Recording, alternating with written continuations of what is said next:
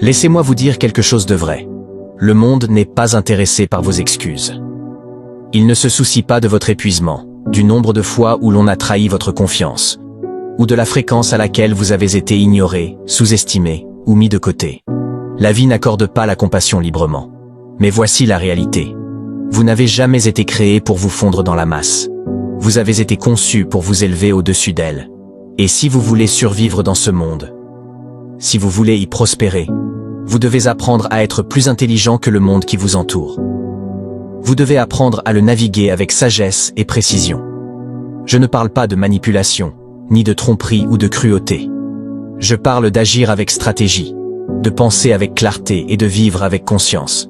Je parle du genre d'intelligence forgée dans la douleur, de la sagesse qui naît de vos cicatrices, des nuits où vous n'aviez personne d'autre que vous-même sur qui compter, et des jours où les seules choses qui vous maintenaient debout étaient l'espoir et une colonne vertébrale forgée dans l'acier. Vous voulez prendre votre place. Vous voulez entrer dans une pièce et savoir que personne ne peut profiter de vous. Alors, soyez attentifs, car je vais vous donner 6 règles qui peuvent changer le cours de votre vie. 6 règles qui tracent la ligne entre ceux qui sont oubliés et ceux qui sont à jamais gravés dans les mémoires. Et si vous vous engagez vraiment à vivre selon elles, vous ne serez plus jamais la dupe de personne. Règle numéro 1.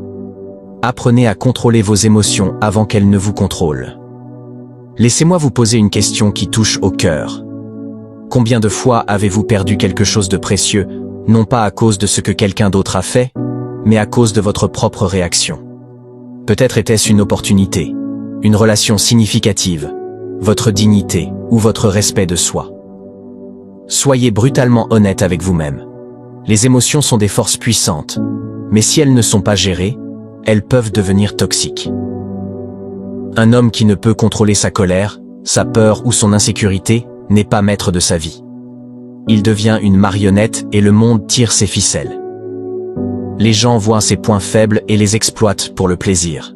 Et avant qu'ils ne s'en rendent compte, ils dansent sur un rythme qui n'a jamais été le sien. Mais l'individu qui cultive la discipline sur ses émotions, qui apprend à ressentir profondément tout en restant ancré, cette personne est dangereuse dans le bon sens du terme.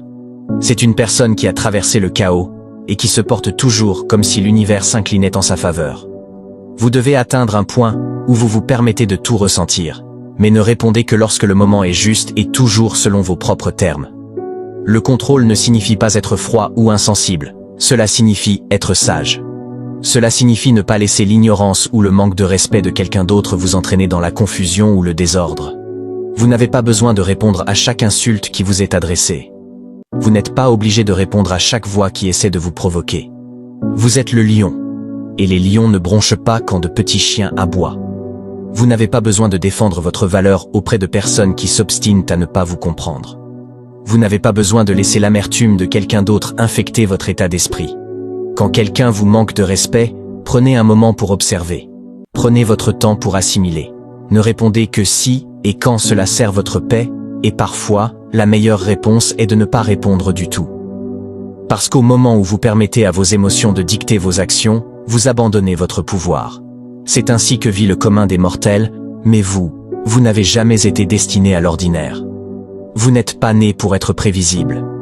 Vous étiez destiné à vous élever, à diriger, à prendre le contrôle sans jamais perdre votre sang-froid.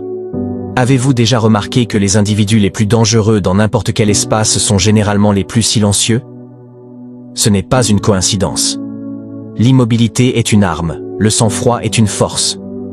Pendant que tout le monde agit par impulsion, frappant dans le noir, vous restez stable, vous êtes attentif, vous analysez. Et quand le moment l'exige, vous frappez avec précision.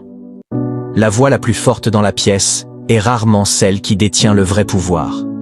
C'est la personne assise en silence, observant, écoutant, lisant l'énergie de la pièce, qui détient le plus de contrôle. C'est la personne qui ne devrait jamais être sous-estimée.